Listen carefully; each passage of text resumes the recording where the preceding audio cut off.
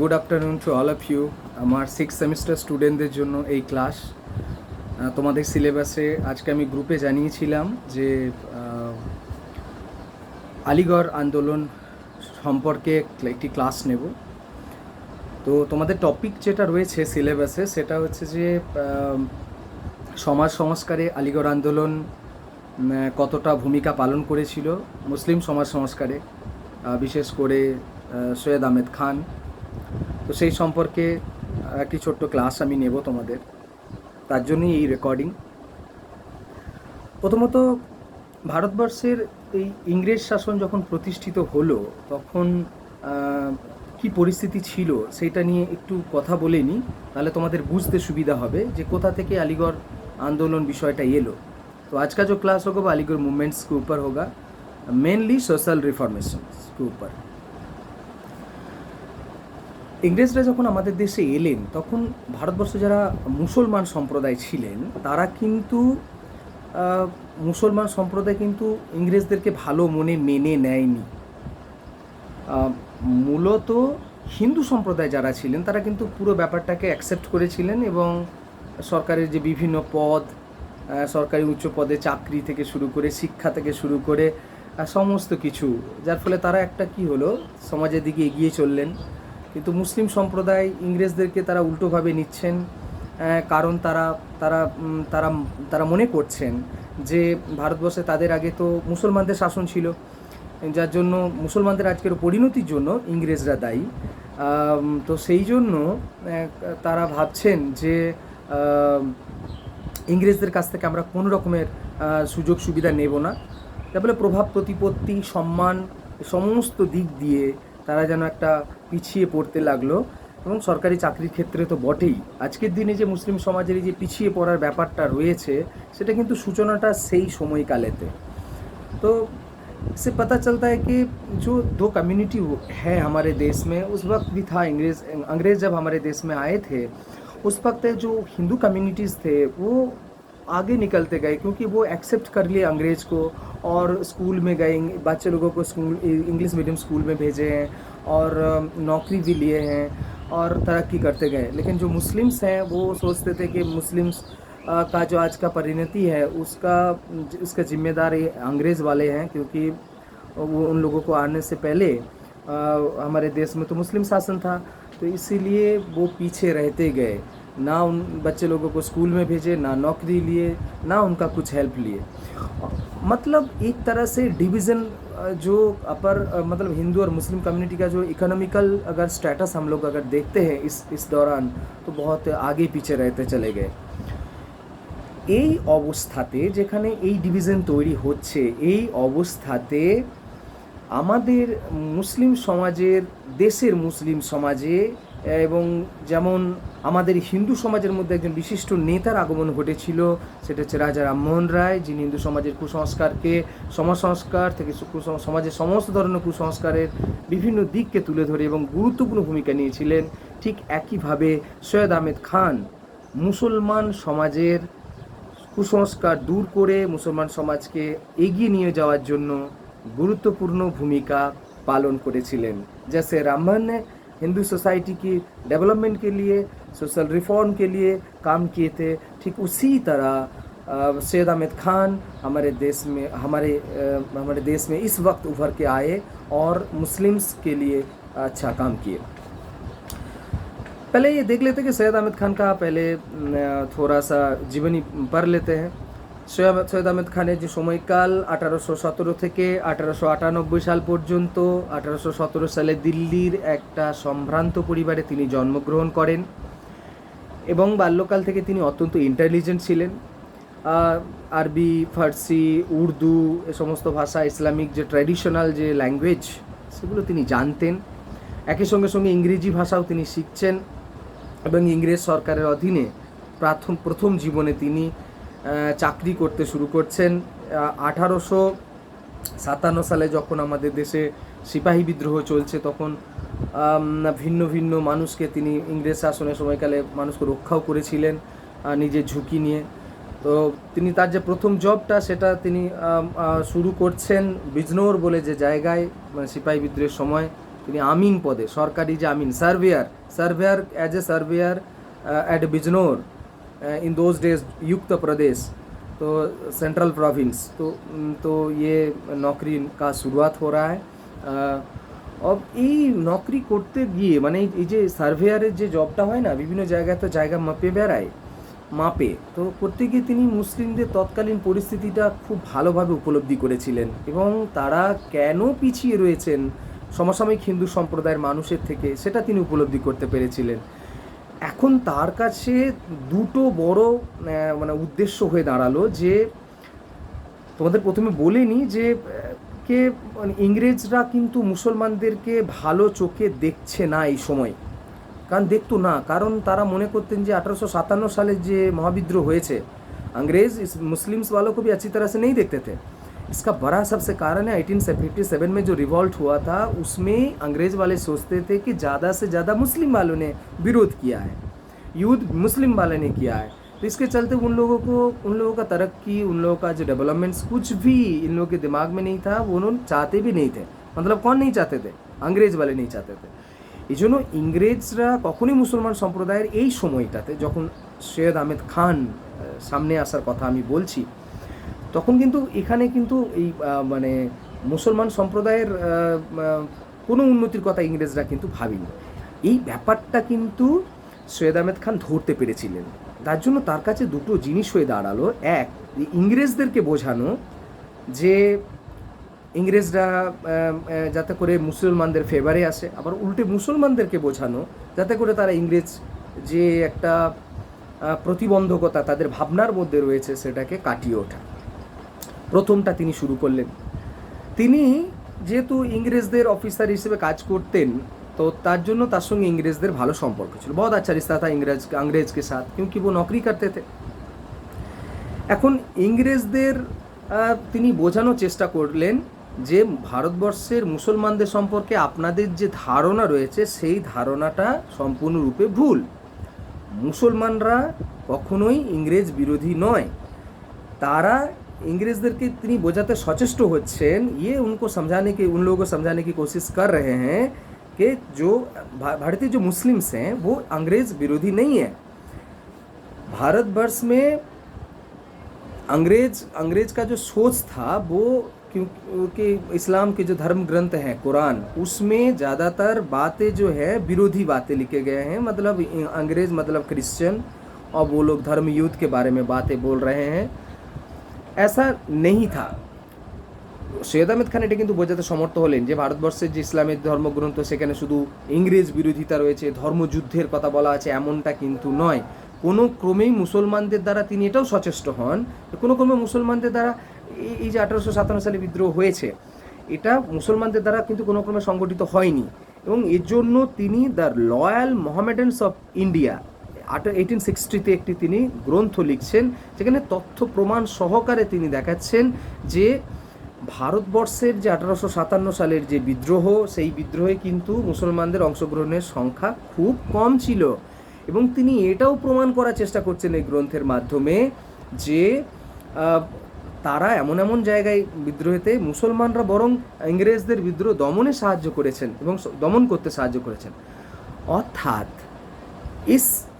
इसके ये जो बुक्स हमने बताया, the loyal Mohammedans of India 1860 का जो बुक्स उन्होंने लिखा, कि अंग्रेज को समझाने के लिए उन्होंने बोला कि प्रूफ दिखाए कि ज़्यादातर ऐसा नहीं है कि अंग्रेज़ वालों ने ये मुस्लिम्स ने युद्ध किया।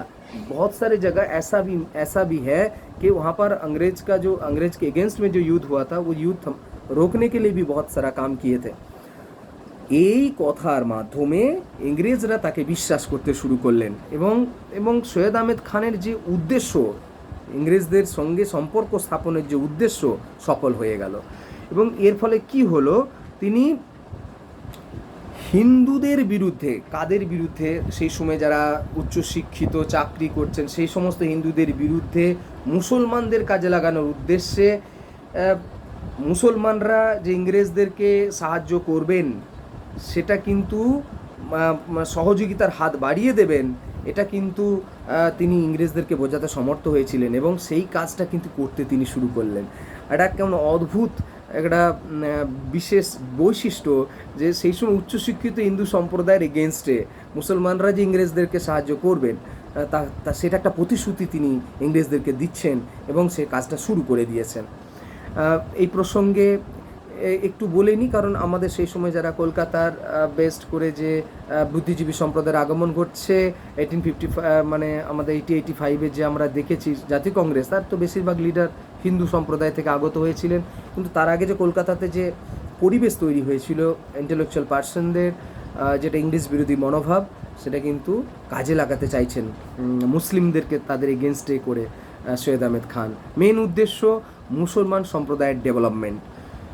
तो इसके चलते उनका ये कोशिश रहा कि किसी भी हाल में अंग्रेज को समझा पाए थे वो, और उनका विश्वास जीत लिए थे। इसके कारण यही था कि जो अपर कास्ट हिंदूज थे उनके अगेंस्ट मुस्लिम्स को खड़ा कर देना है और अंग्रेज को सहायता करना है।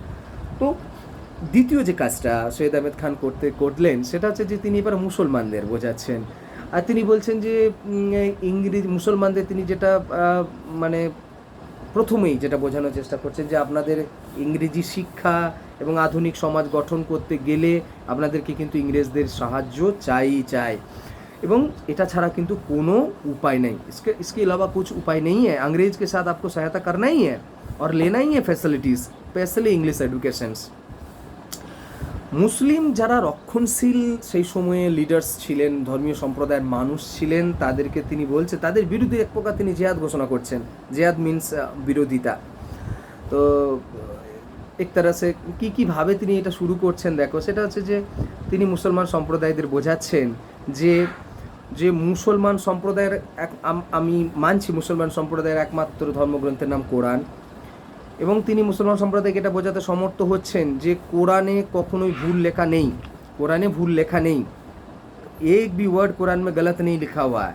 लेकिन ये भी मानना पड़ेगा कि आप लोगों को मतलब मुस्लिम्स को एक ऐसे समाज के गठन के बारे में सोचना है जहाँ पर साइंटिफिक थॉट होगा। धर्म रहेगा लेकिन साइंटिफिक थॉट होगा।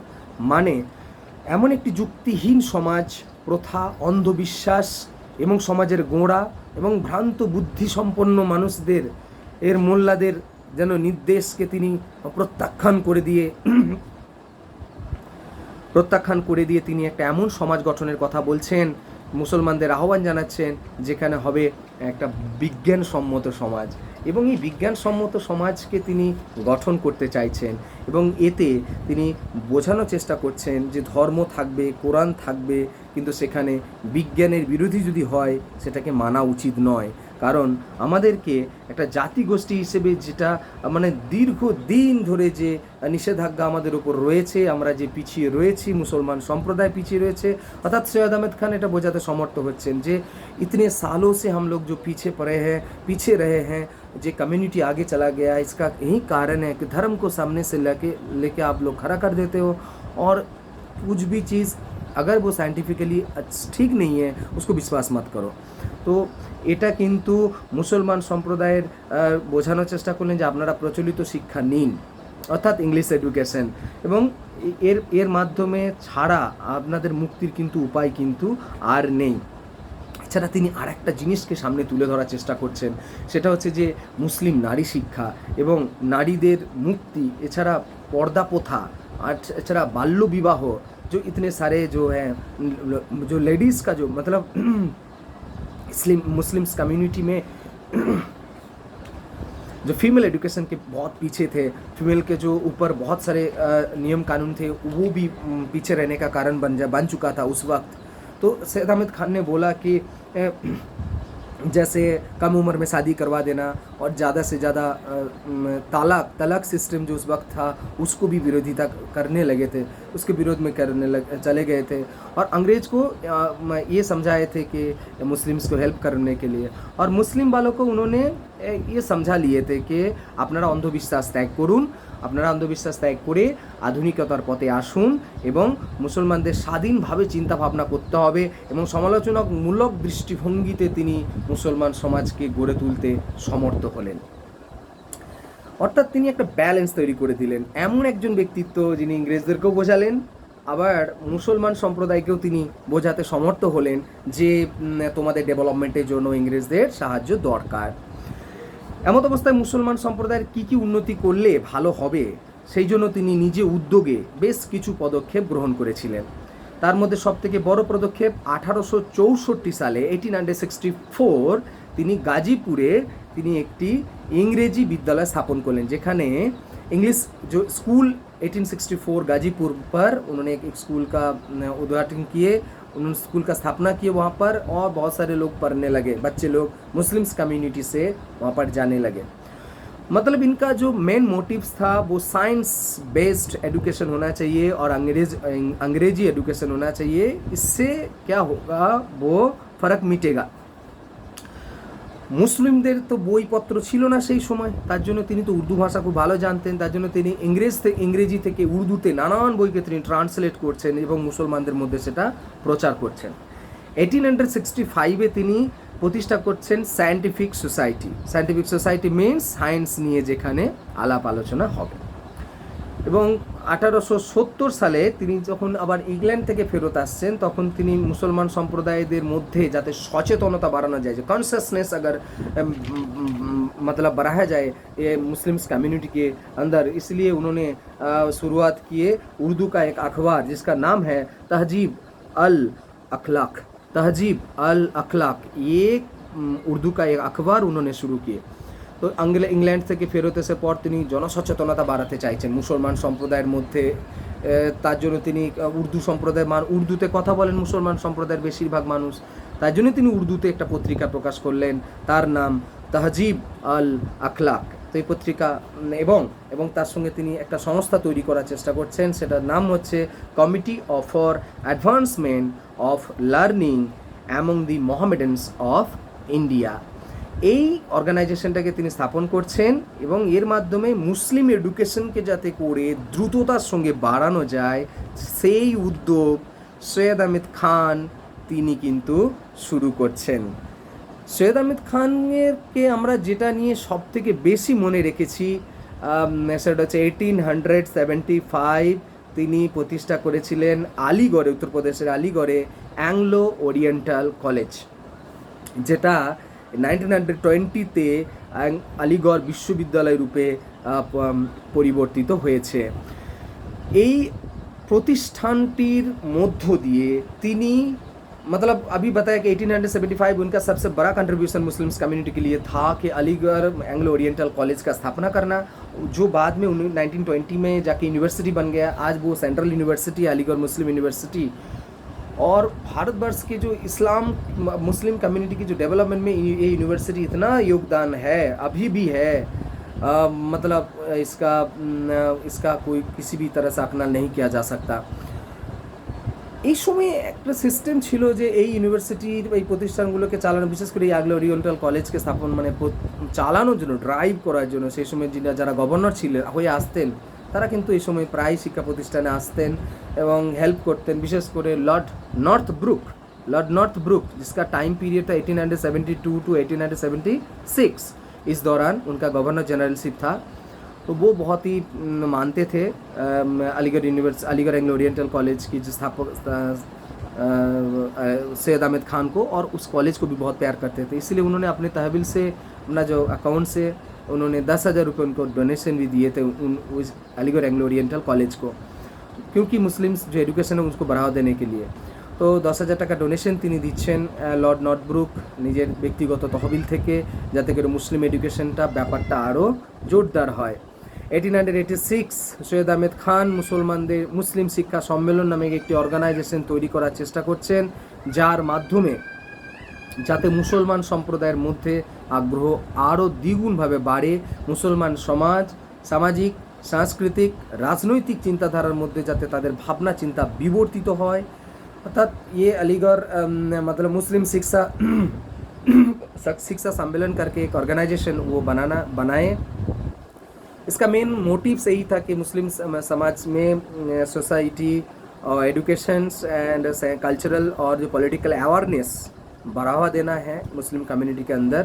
मुसलमान समाजेर এই যে পুরো পরিকল্পনাটা আলিগড় অ্যাংলো ওরিয়েন্টাল থট এবং বিভিন্ন যে অর্গানাইজেশন এবং তার যে লাস্টে মুসলিম শিক্ষা সংস্থা সম্মেলন এই সমস্তগুলোকে সঙ্গে করে নিয়ে বিশেষ করে আলিগড় অ্যাংলো ওরিয়েন্টাল কলেজকে সামনে রেখে যে তিনি যে মুভমেন্টটা করেছিলেন মুসলমান সম্প্রদায়কে জাগরিত করার জন্য সেই আন্দোলনটার নামই হচ্ছে আলিগড় আন্দোলন। কনক্লুশনে কি বলতে পারি আমরা, যেহেতু সোশ্যাল রিফর্মস তিনি করছেন একজন ইংরেজ অফিসার হিসেবে কাজ করার সঙ্গে সঙ্গে মুসলমানদের যে ডেভেলপমেন্টের জন্য এই উপসংহারে আমরা বলতে পারি যে তিনি এই সময় একটা জিনিস করার চেষ্টা করেছিলেন, হিন্দু বিদ্বেষ নীতি মুসলমানদের মধ্যে কিছুটা আনার চেষ্টা করছেন। এর মেন উদ্দেশ্য কিন্তু মুসলমান সম্প্রদায়কে উপর দিয়ে তুলে আনা, যাতে করে তারা জাগ্রত আরও সচেতনতা হন।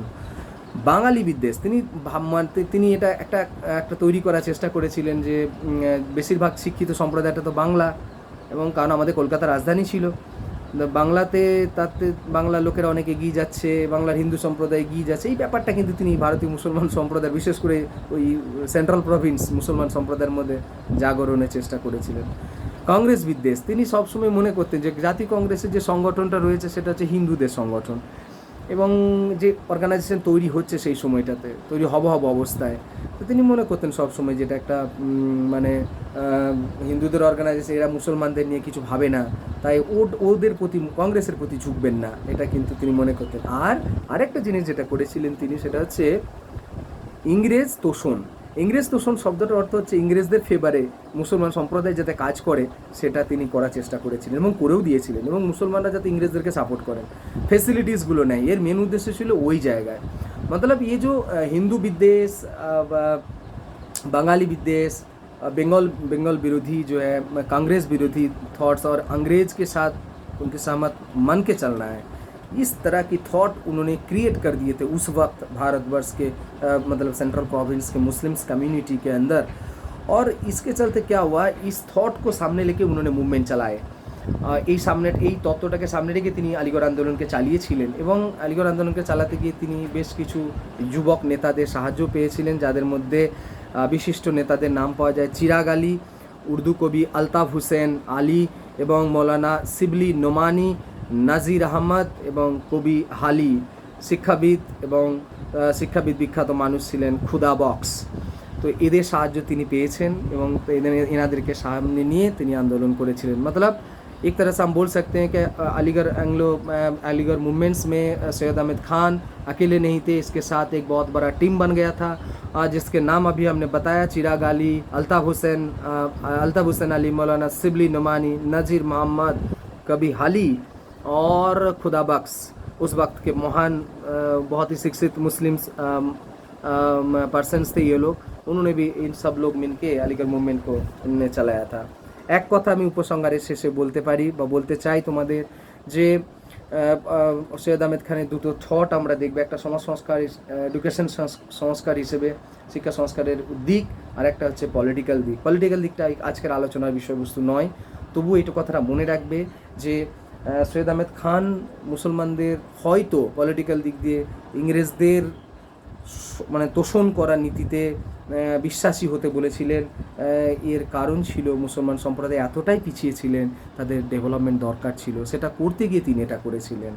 যাই হোক, একথা উপসংহার আমরা বলতে পারি সৈয়দ আহমেদ খান ভারতবর্ষের মুসলমান সমাজের উন্নতির জন্য তার যে অবদান রামমোহন রায়ের মতোই, এবং ভারতবর্ষের মুসলিম সমাজ আজকে যেখানে দাঁড়িয়ে আছে এই মানুষটির অবদান কিন্তু ভীষণভাবে গুরুত্বপূর্ণ, যা অবিস্মরণীয়।